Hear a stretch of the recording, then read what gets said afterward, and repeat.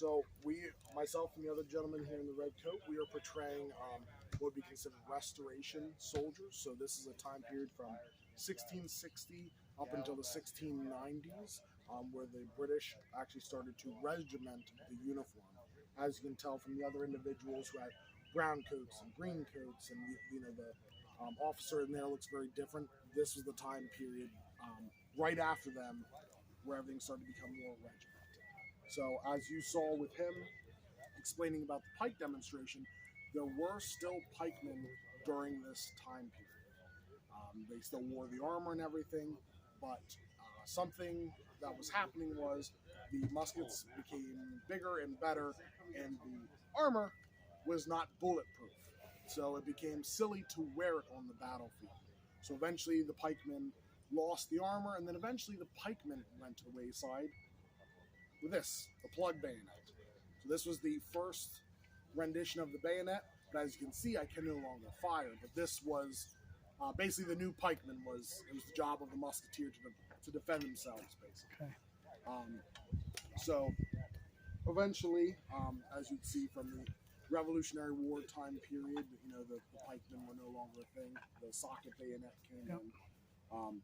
They were still using the matchlock musket up until the turn of the century, and then they switched over to the early flintlock, which is the dog lock. And it's called a dog lock because of this mechanism here, which is called the dog. It was a catch or the safety. Now the modern ones do have a second safety lock as well, just for modern regulations. But back then they didn't have that. So.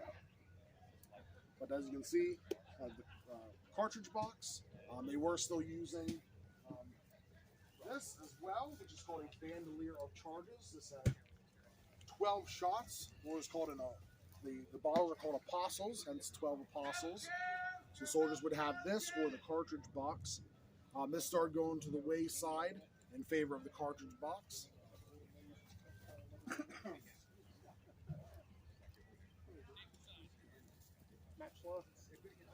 Matchlocks and flintlocks. Is that a wheel lock? Yes, that is a wheel lock. Yes. Oh yeah. Come up, look. Middle. If you have questions, let me know. Yes. Any other questions? I heard you mention something about the National Guard earlier. Yes. So, like I said, we're one group, but some of us portray earlier and later. The early version is the Massachusetts Bay Militia, which was formed in, I believe, 1639? 36. 36, I apologize, 36. Which was the inception of what we consider the National Guard. The National Guard actually has their date starting then. The militia has been around for a very long time, especially in this time period. Myself and the gentleman over here portray a regiment called Jeffrey's Regiment, which came over during an event called Bacon's Rebellion in Virginia. The governor was mildly corrupt. Mildly. And mildly? Surprisingly, he wanted good relations with the natives, but Bacon, who was a landowner, did not. He wanted to expand and to kick out the natives. The governor told him no, so he formed a rebellion. Well, the king didn't like that very much, so he sent troops over. By then, Bacon had died, and the rebellion was pretty much over. We just came in as a sweeping action. The governor was replaced, and troops were stationed over here to garrison Virginia. There was a garrison also up in New York and Boston, Massachusetts. So this is the first rendition of having British regulars in the colonies. So eventually the militias told the British units to get out. This is still the 1600s, so almost 100 years before our revolution, we were telling the British to get out. So. Wow. Yeah. Awesome. Thank you. Really big on getting guns shipped over. And you could train.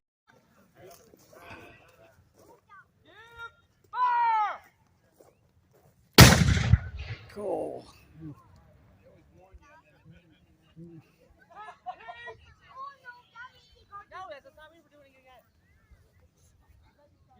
So I'm kind of. We'll do it again then. Hey. So they're gonna. Well, I'm gonna jump around a little bit. The error is really quick. They're doing another demo.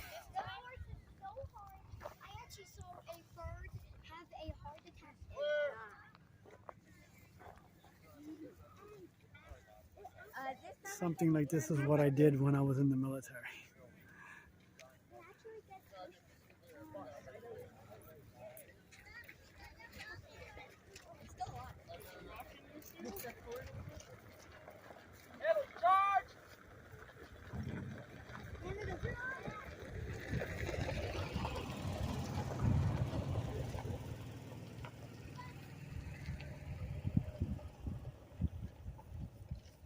Load the charge! Grab the charge! If I don't put, like, cover my ears, Charge is set! Prick the grind! did I do it? I can't because my dad didn't shoot our lot. So, yeah. Can it? Advance, flame stock! But you have to.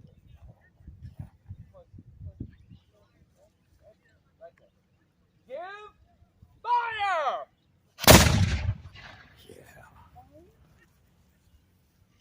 Search the piece! My ears. My ears the number, but my dad didn't shoot it. Fine, we'll do one more. We'll do one more. One more. Two more.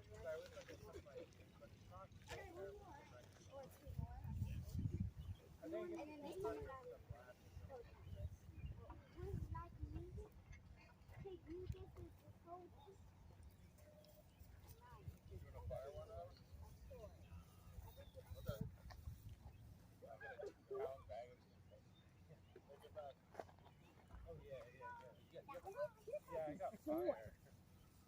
Handle the charge!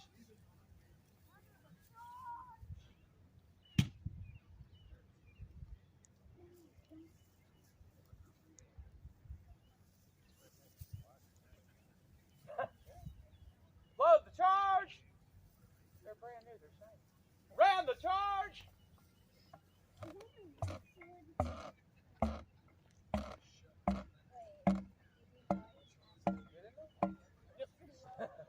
Charge is set! Frickin' prime! That doesn't mean it.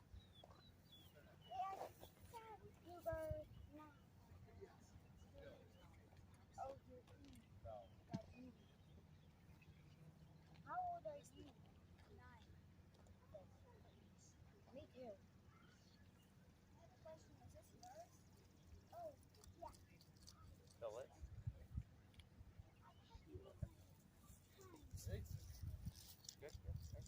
Advance, flame stock! Give fire!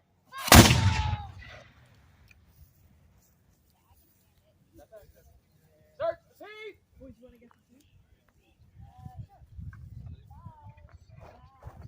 Bye. I'm getting close to my ear.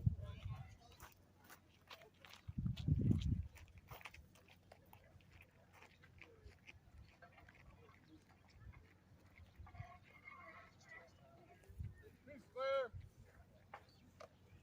So what, Rick, what era is this cannon actually from? Barrel itself is an 1844. Just got it a couple years ago. Oh. We're clear? Yeah, we're good. We're done then. Base is safe.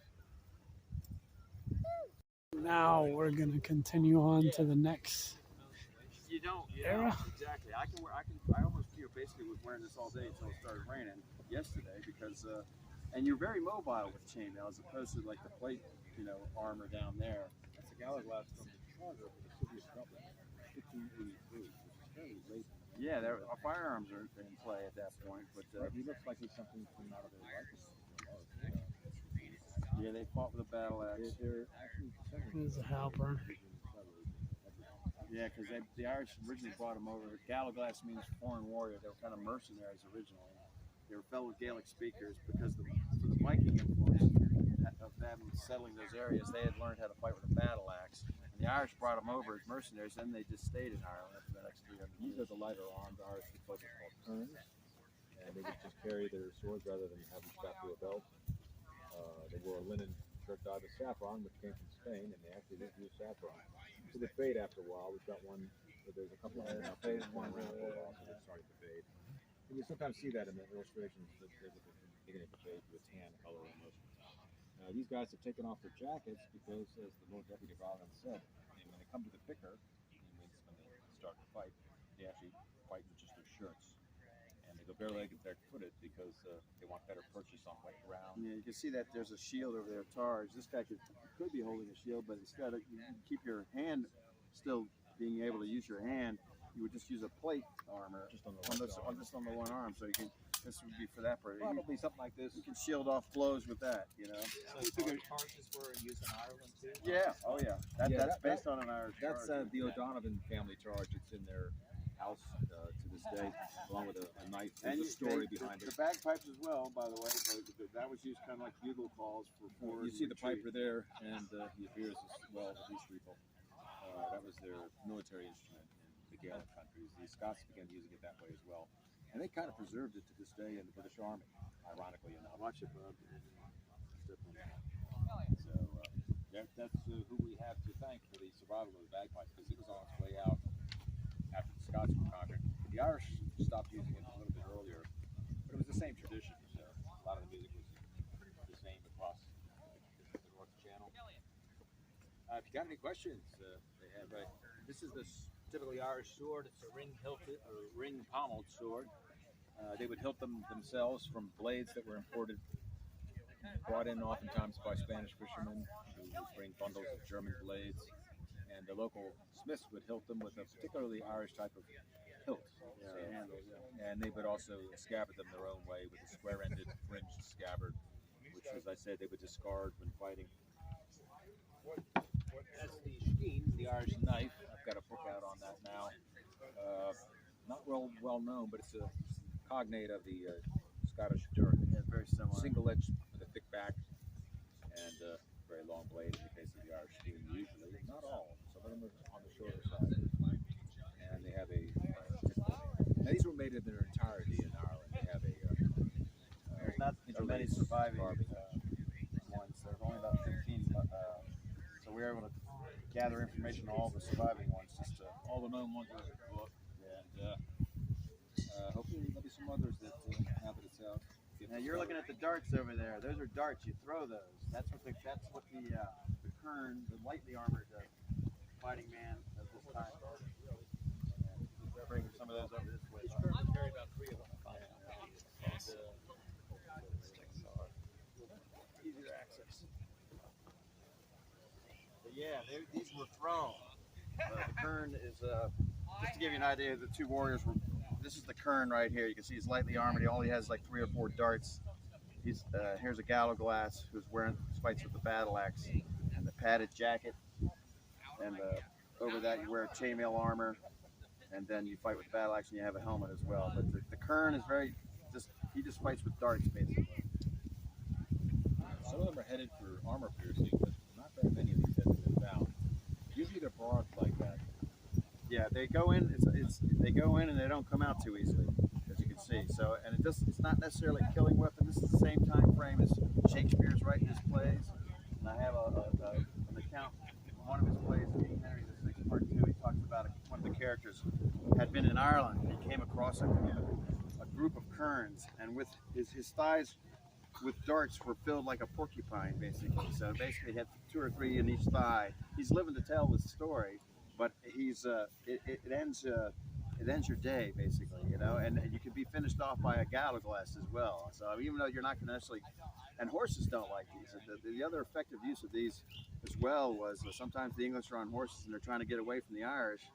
Well, if the kern come up and hit the horse, that's the end of the day for the horse, and therefore that guy, you can't get away as quick, and so that kind of thing. So there's an account of that as well. So they're not necessarily a killing weapon, like I said, but they even had to develop a way to get these things out of you, because once they get into you, you know, it's like a fish hook. It's not coming out. So they actually came up with an operation. Some of the doctors of the day, they would take a bird's feathered quill, like a straw, and slip that on one end and slip that on one end, and then you can glide it out. So they had to actually come up with it. So basically, it ruins your day for a long time. Let's put it that way. So, and they would, when they're not fighting the English, it's a clan society in Ireland. Hey, I'm talking here. Oh, it's the Russians. Yeah. The Russians are charging over. anyway, you're going on cattle raids because it's a clan society, so there's no king of Ireland. That's why the English took forever to conquer all of Ireland, because there was no one king to take out and then, okay, we now rule Ireland. Ireland, you would have to take out this clan, this clan, this clan, this clan, because they all controlled their local areas. And those clans oftentimes got into conflict with each other, either raid their cattle, because you measured your wealth by how much cattle you had. That's how clans would measure your wealth. So you would go on a raid against this clan, your neighbor's clan's cattle, take them back and say, hey, if you want your cattle back, pony up or swear allegiance to me. I'm gonna, I'm the best. I'm in control of this area, that kind of thing. Or they would come back and try to raid you. So it was kind of like a sport. But the kern would go in and do that raiding, and driving the cattle. They would drive the cattle back, and then they would try to drive them back to a group of gallows glass, because if you got back there, you're not going to mess with those gallows glass who are fighting with, armored up with the battle axe. They're like a mobile castle. Yeah. Called the castle of bones instead of a castle of stones. Moved on their feet, but they were slow compared to the kerns. So But they they also would hang fought, back near the border. they had swords as well. The Gallagher could fight with a sword. The Irish sword has a very distinctive handle, a hilt.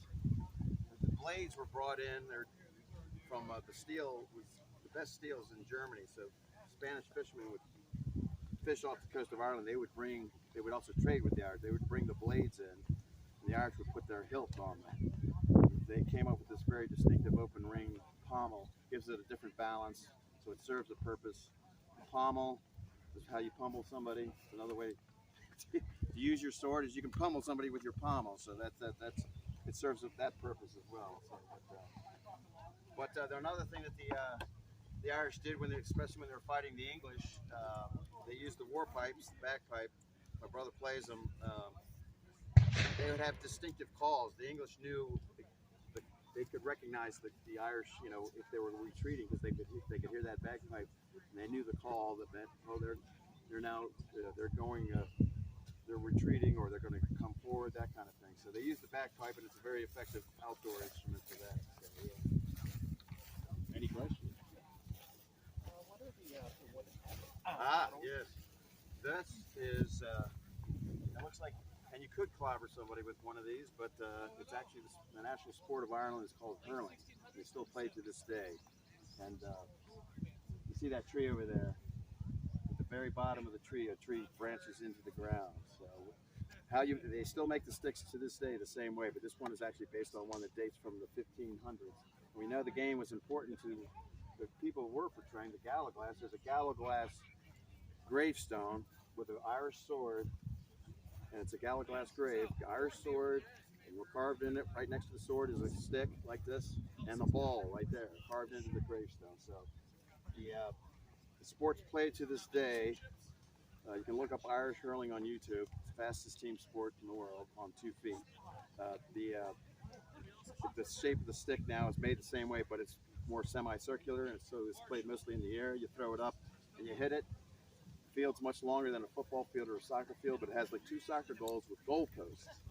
So if you're over 100 yards out and you're in the clear, you just throw that ball up and hit it. It's like hitting a home run, You're trying to get it over that crossbar between the 2 goal posts, that's 1 point. That's how you score most of your points. If you get close to the goal and you put it into the goal, that's 3 points. So you score most of your points from really far out. Over 100 yards sometimes. The guy will just be in the clear and throw the ball up. But it's like basketball. You have to dribble in basketball.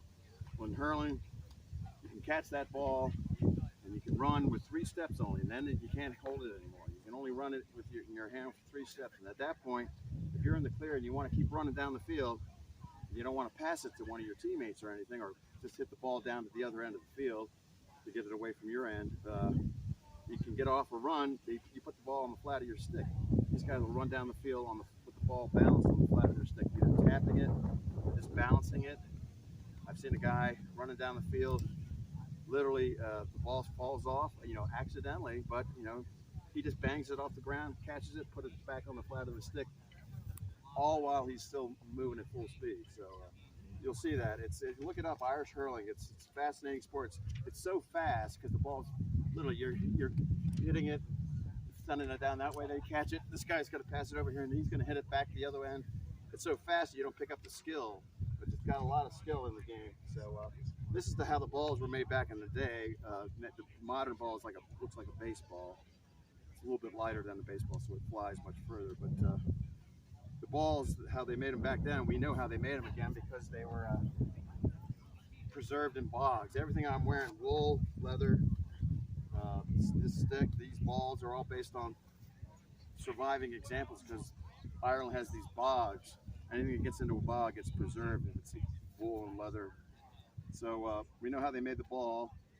They would take a piece of stone or bone, and when the cow was shedding, say this was a live cow, they shed their winter coat. You just rub that stone and get enough cow hair to make the core, but that's still pretty light. It's not going to fly.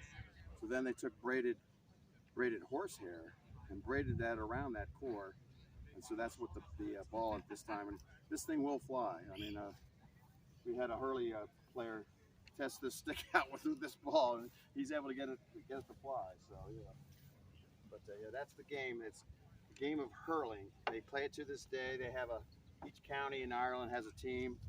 They compete for the championship, and it's like the Super Bowl over there in August. Over 100,000 people in the stadium over there. It's like Yankee Stadium in Dublin. It's the biggest stadium in the country. So yeah, so that's the sport. This is how they ate was they didn't eat the meat of the cows too much. They used the cows for butter and milk. So oats was the diet of the day. This is before the potato came to Ireland. So you always think the Irish eat potatoes, but the potato actually came to Ireland from here, from America. And that didn't happen until the very end of this period that we're portraying. So the oats was the diet of the day.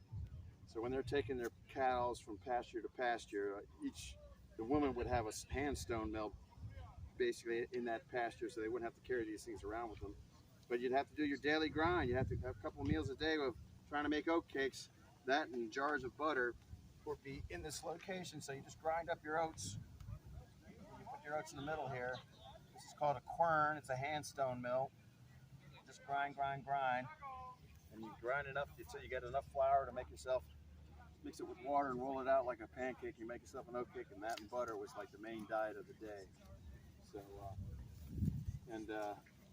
yeah, and it's such a monotonous activity that the women would have a song that they would sing to take the to the rhythm of the grinding or whatever they were doing. If they were washing clothes, banging the clothes, you sing a rhythmic song as you do that. So every activity on the farm, it takes the the tedium and the boredom out of it, and so because it's labor, so you want to. You take your mind off of what you're doing, so a little bit. So, but yeah. Any questions about anything? Anybody want to be a gallaglass? You can wear a gallaglass helmet.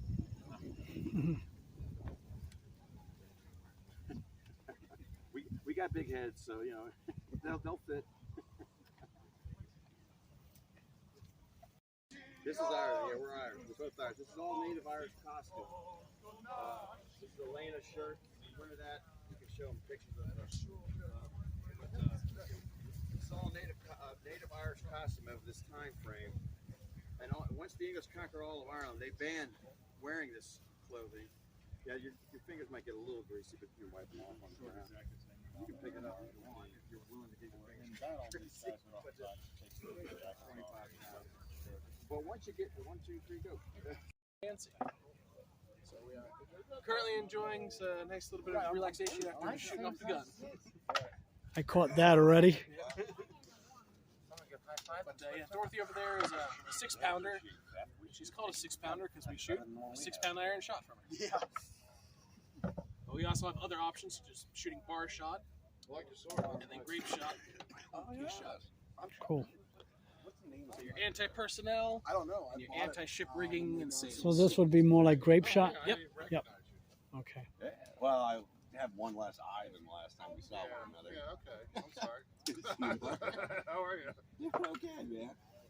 So you would have been on a ship? Yes. Yes. So I saw the Jolly Roger Yep, there. we would have been with Henry. So he actually was here in Pennsylvania at one point. Even.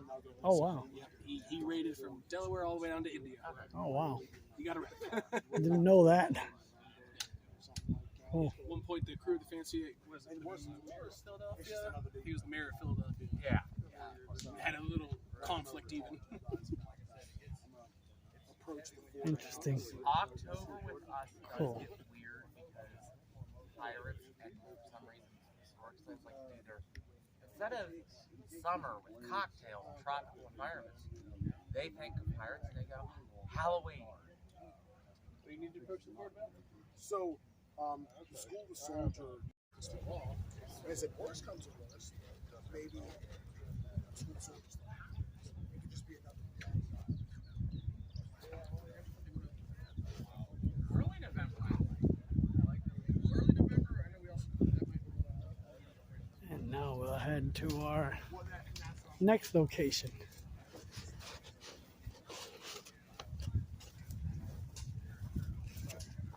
So like I said, I'm making my way around to the different eras of time. But it might not necessarily be in slight order. I'm trying to stay as close to it in the order. There's Civil War. Looks like Civil War over here. So I'll stop at this gentleman. Their goal is to not fight somebody else with the breastplate. Their goal is to fight somebody with cross. And just run that blade right straight through them. And boom, as the dead man turns in his saddle and you're going past him. If you catch him in the rib, your sword may stick. Yeah. You lost your sword because the sword's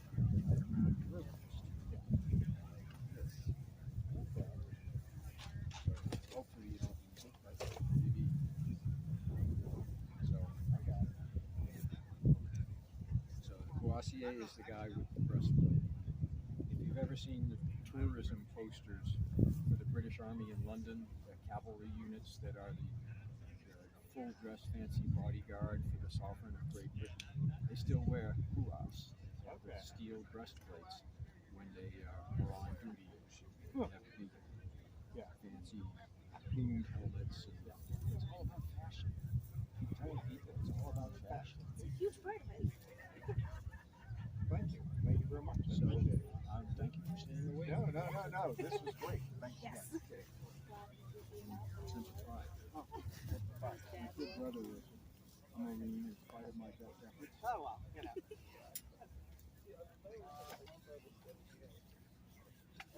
What forces are you in? I am a soldier of the Emperor Napoleon. Napoleonic. We had that one. And yes, it's true. He never made it to the American location, and no French soldiers of his came here. But since this is a walk through time, and no Romans came here either, so I don't feel too bad being here. No, it's exciting. I wear the uniform of an officer of light cavalry in a particular style of regiment called hussars. I told you. Said you were a hussy. I did not. The hussars were reconnaissance forces out in front of the army, off to the sides, looking for the bad guys, trying to start a fight. So we find out exactly where they are when they fire their weapons, and maybe we find their camp and all that. We start a fight, and then we run away, and the big guys with the big horses and the long straight swords and the lances, they come in and finish the fight. We're not intended to be a long-standing combat force. We're just the troublemakers of the battle. And more than that, we're the eyes and the ears of the commander. We're his scouts. There are about maybe 800 men in a regiment in French cavalry. Napoleon, at the largest size of his army, had 20 regiments of hussars, 20 regiments of cuirassiers, the heavy cavalrymen, and approximately 20 regiments of dragoons, people who weren't too small and weren't too big, would ride like crazy to the fight, get off their horse and fight on foot. I guess there was a reason for it, but it escapes me.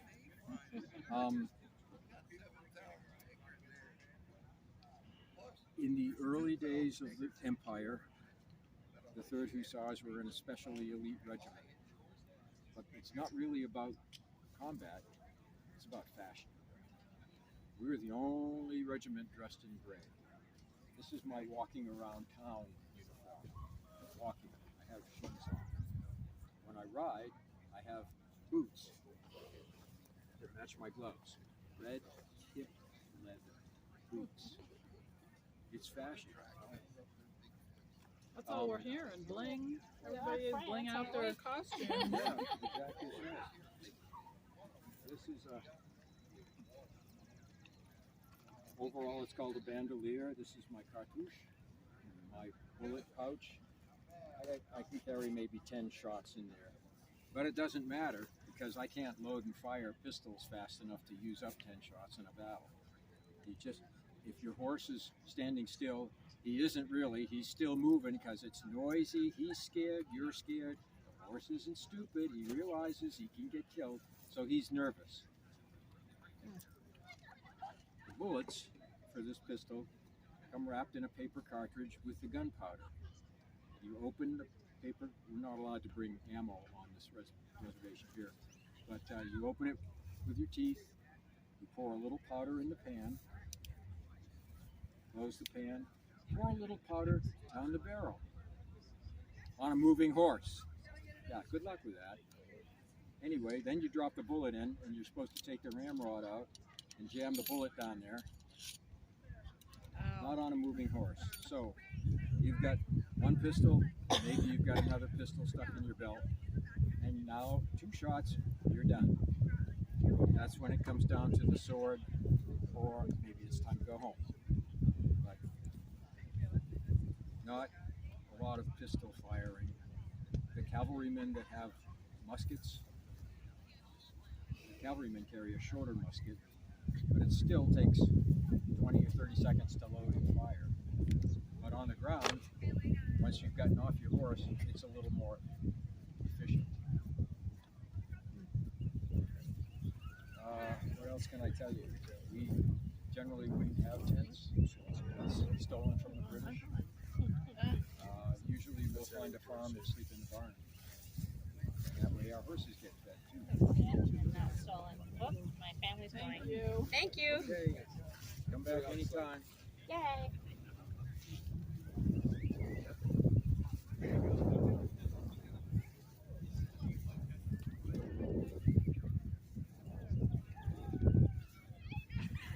Questions? No, thank you for the history.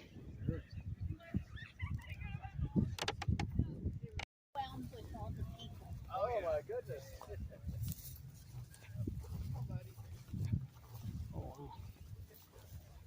How you doing? Alrighty. So, what era do you represent? This is Napoleonic Wars. Also, Napoleon. The British Army, the Redcoats, fighting against Napoleon. And it was specialized units, which is why we're green, formed strictly to fight Napoleon in 1800 and got our number in 1803. It's every man in the unit had a rifle as compared to the French who had muskets. So we had a 200-yard range over them that we could engage them before they could shoot back. It worked out very effectively. We were doing a good job.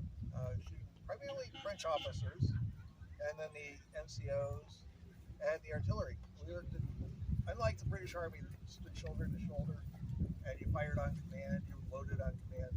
We were very independent, 2-man teams, wide separation, almost like a modern sniper team. As a result of that, we made horrible artillery targets, so we could get to within 300 yards of the artillery, which was Napoleon's favorite offense weapon, and start picking off the artillery. And it worked out very well. You'll see as we have the chart somewhere. Yeah, it's right there. You're in the right. Battle Yep. orders? It goes all the way from 1800 up to 1815, to include New Orleans, the Battle of New Orleans in Okay. America. Oh, wow. And in 1815, they were going to downsize the British Army. 95th had a high number, so it was going to be. It was on the chopping block. Wellington, General Wellington said no.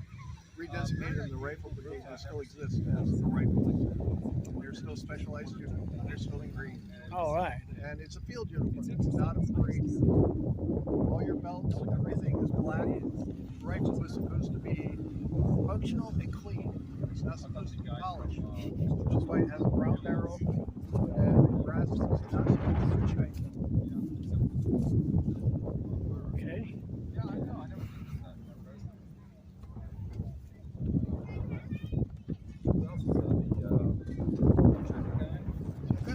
Nope. Anything else? That's how you stop a Jeep. And that was the Battle of Waterloo. Waterloo. Battle of Waterloo. We had all three battalions there. A Jeep won't run. And what I think is that Napoleon or Wellington didn't really have time to deploy them as riflemen, so they worked as the three elite battalions, almost like regular infantry. All the rain, I guess. Okay. Faster than dry. Thank you so much for the lesson. Well, there's a lot of history. Oh, yeah. Alrighty. Next.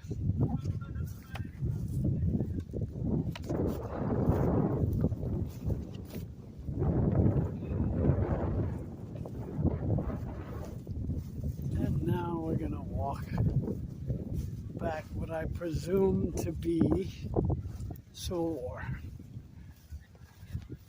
So we're slowly making our way to more and more modern times. We started all the way from Greek and Romans.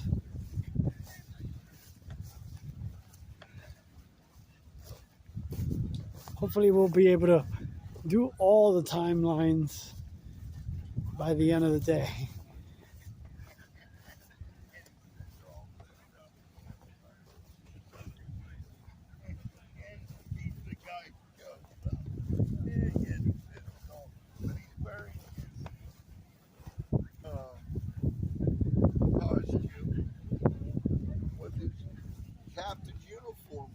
How you doing?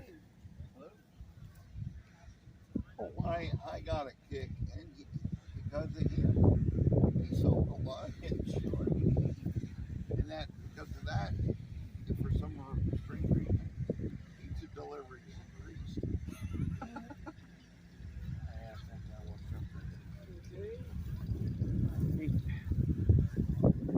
Daniel, guess what? We'll probably end up doing some Civil War at Adam Stevens' house. Really? One of the ladies there, she's a member of the Daughter of the Revolution. Last weekend she was, and she knew about that Civil War guys used to be there because there was a Union camp down in there. I mean, we were all over Martinsburg. The whole Union Army was. So you're talking about us coming and doing a living history like I used to do down there.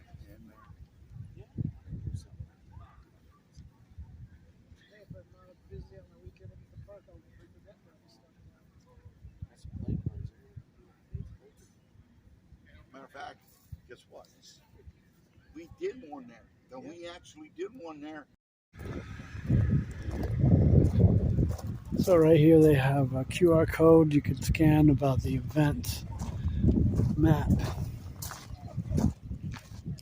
And this is the James Patton house, circa 1780.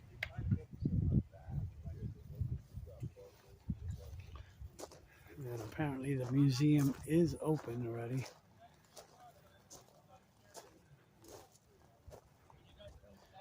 They have stuff about the Conestoga wagon as well. Hi, good morning. Jan, good morning. It's so nice to see you. So we'll go outside and have a look around. Oh, wow. So everything here has to do with the French and Indian War, looks like. Washington's only Indian ally leaves. We have no choice. Oh, my goodness. We will make our stand here. The French have no such problems with their Native Wow. allies. They arrive accompanied by 100 Shawnee Mingo, and Delaware warriors. A little bit of About 9 o'clock footage. in July, the enemy advanced with shouts and dismal Indian yells. Washington intends to fight face to face. Hello there. Hello. European style. But the French and their Indian allies don't Wow. cooperate. But then, from every little rising How are you, sir? I am well. That's great. Wow. fire, which we returned as best we could. Till late in the afternoon, when there fell the most tremendous rain that can be conceived. The provincial officer on top of Fort Loudoun. Siege of Fort Loudoun. Filled our trenches with water, and with not only the ammunition and Oh, wow. but also the few stores. About medical procedures giving us back only then. bayonets for defense.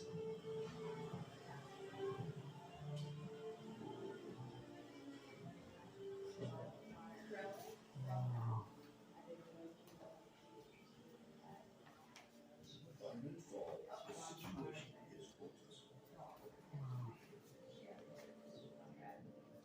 So much French and Indian War history right here as well. And of course, colonial. There have been different Unable to read French, he relies on a Dutch officer to translate. Tish Kohan. Lenape chief. I almost said it the wrong way.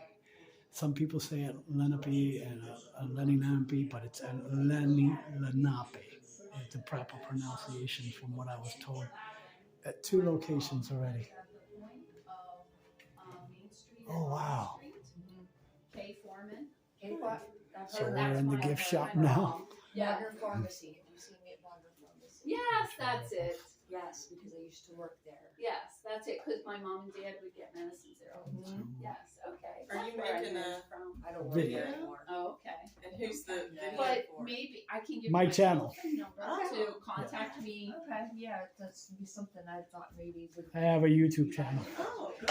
I do all Let me little know. bit of everything: I know. history, From having the museums. yesterday, it's Oh, that rain What's your probably YouTube ruined channel it called? today. No, it Simply didn't, 'cause it didn't come Exploventure. until, Yeah, no. So I was having a nice chat with the ladies here at the gift shop. They was telling me more about the history of this place and stuff. So right here shows you the restoration that's gone since 2018 by the Fort Loudoun Historical Society. So its former condition, and then they came to the rescue and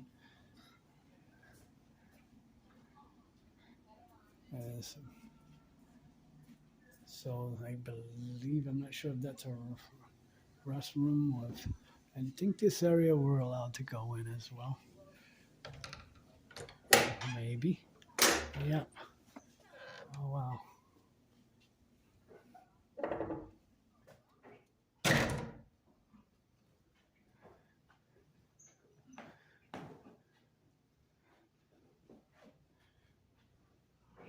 So again, I'm not a big student of the French and Indian War yet, but I'll learn more.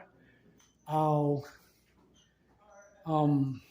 direct you to the Wandering Woodsman's channel, who's doing a series on this very war, because this fort was very important.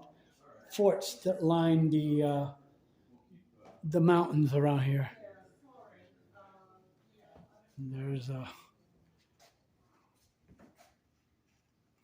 uniform. So I guess they use this for something else as well.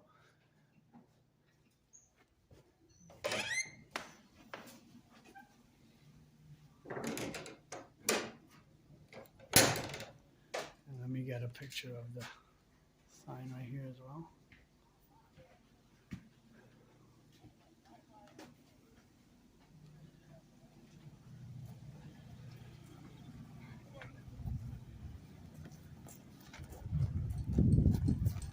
I'm gonna walk down the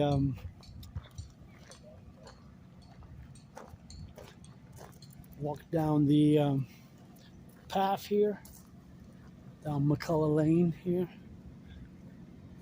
and see if there's anything going on with the Greek and Romans, and working my way to more modern times. Oh, okay, that's what he was talking about. Okay. The vice president of the organization here was telling me about the breakfast sandwich, the croissant sandwich that they have here. So they have some vendors. Oh wow, that's what I heard earlier. Either there or over there.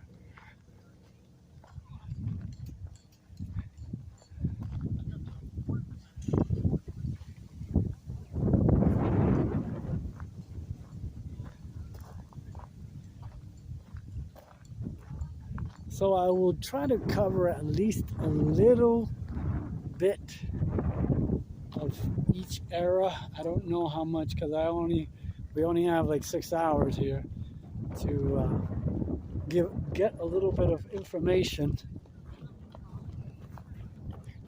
And the cannon is called Dorothy.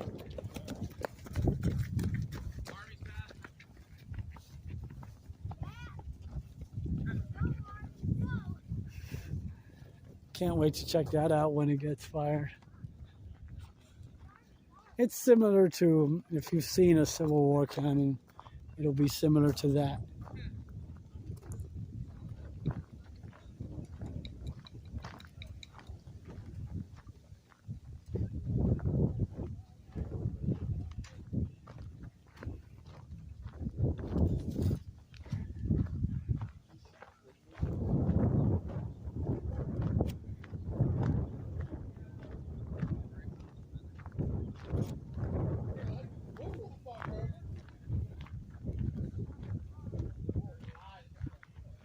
Oh, wow, cool.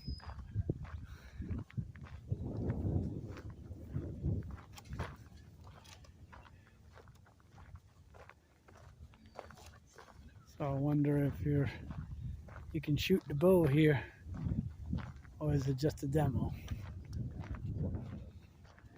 If you're a bow hunter, you can pretty much do this.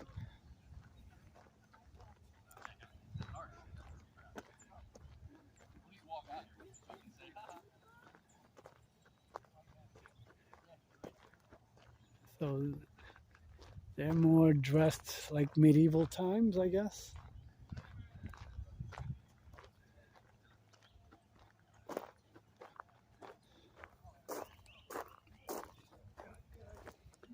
So now I'm gonna come down this way.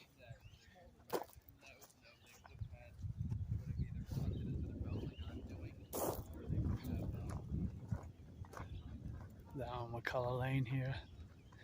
I don't know if that looks like it's part of the park itself as well. Conococheague. So it has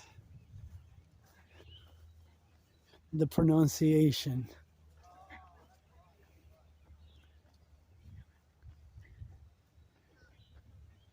And its meaning. Oh wow, cool. So that's the creek that's right beside us here.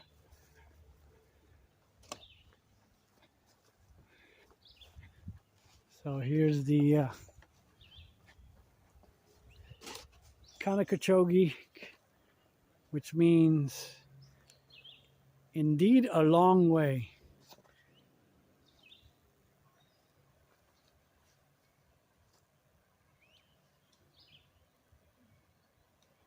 Maybe I'm pronouncing it wrong too. Conococheague. Could be Conococheague as well.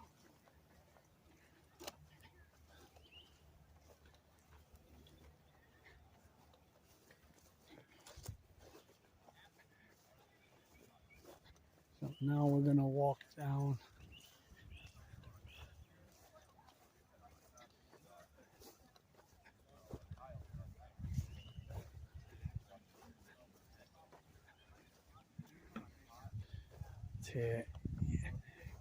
Now we're gonna go back into ancient times. Wow. So we're gonna work our way around the camps here.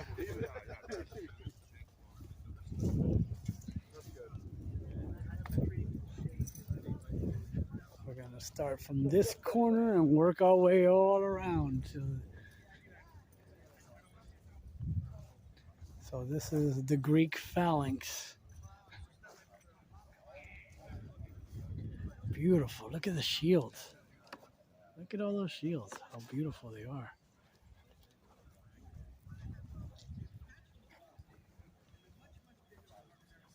Wow. He's got the heavy duty gear.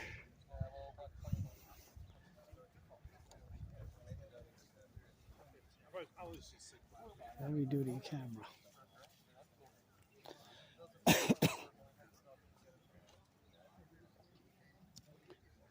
Man is holding a spear.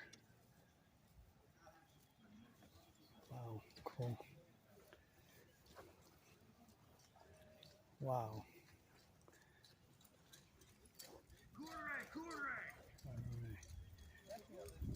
Cool.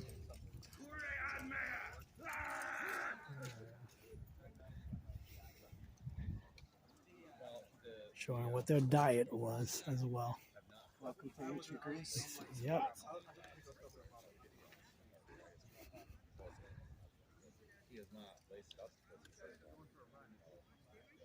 Wow. It's around 500 BC. What you're seeing is a group of Greek citizen soldiers. They would not have been trained in a professional manner, but rather called up by the state, where they would pay for their own arms and armor. Oh, wow. They would give battle over a few days, and then they would come back home and tend to their land, their crops, and their family, whatever social obligations they had as well.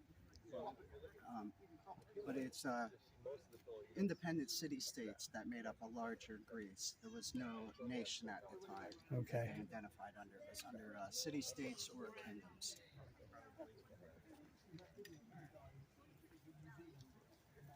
Those are our shields over there, our aspies. They're about 36 inches and they're concave. That's so when we close our ranks, the shield goes from out here and it rests across your chest. As the ranks start to close, you're going to get pressed in what's called the isthmos in the phalanx. And that concave design allows you to breathe and not get asphyxiated. Okay, so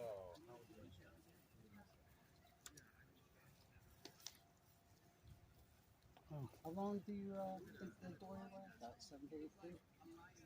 Anywhere between 7 and 8.5, most likely. So 7 to 8.5 feet were our spear. Oh. Spear length. Basically, that's about. I think that's probably. So that's the dory right there.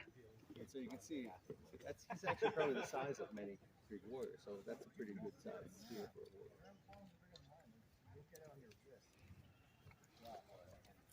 I forgot what's the armor you're wearing called. Well, there's no true name for it. We don't actually know what it was called. Oh. We call it a tube and yoke armor because the yoke comes over the top. Okay. We don't even know what it's made of. So either leather or linen are two options. Or a mix. Or Some mix. propose that, and I think even bronze inserts and parts. Yeah, well, many times you'll see bronze all over it. So this would be covered sometimes in bronze scale or bronze plate. Okay. Wow. Yeah, or something just to, because you probably saw his armor yesterday. It's just a little plate called cardiophylax. It just goes right over the heart. I didn't see that. Yeah, he has it. I think it's not now, but Oh, Matthew? Yeah, I saw that. yeah. So you just put that on your armor and you protect that same reason. And that's an ancient thing. Back to the Assyrians, they would put the little plates. Wow. Again. It makes sense that that was What's it? Queen. So that's what most people think about when they think about a Greek soldier, the gentleman back there with that type of helmet. That's what they think of the 300 of most.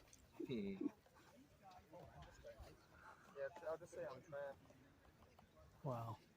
Yeah. See you identify as a Greek hoplite. Identify as cat.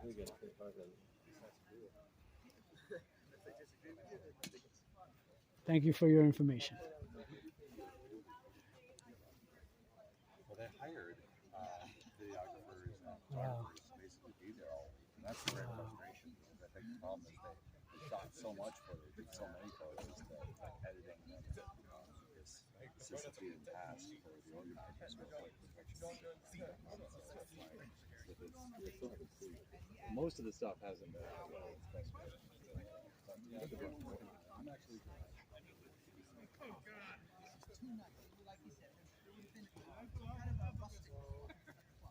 So that's Can everyone start forming up with their shields? I'm just trying to figure out if we have any extra land shields.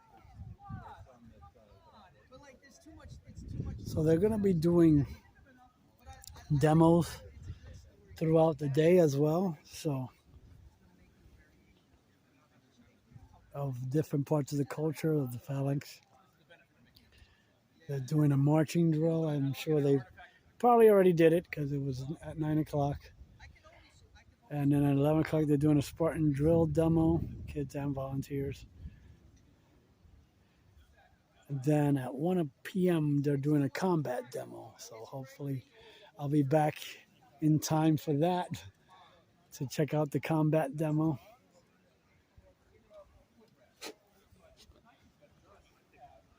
So that was interesting to hear that they had to purchase every bit of their equipment. I'm glad you're a photographer. I know. I almost brought my actual. I'll be back in 5. Yeah. You look great. Thank you. Oh, wow. I asked him if that was more comfortable than modern day clothes. Sometimes. Yeah. Wow. Sweet. Look at the different shields. A club. Swords. Wow. And of course, what you think about when you think about the Greeks.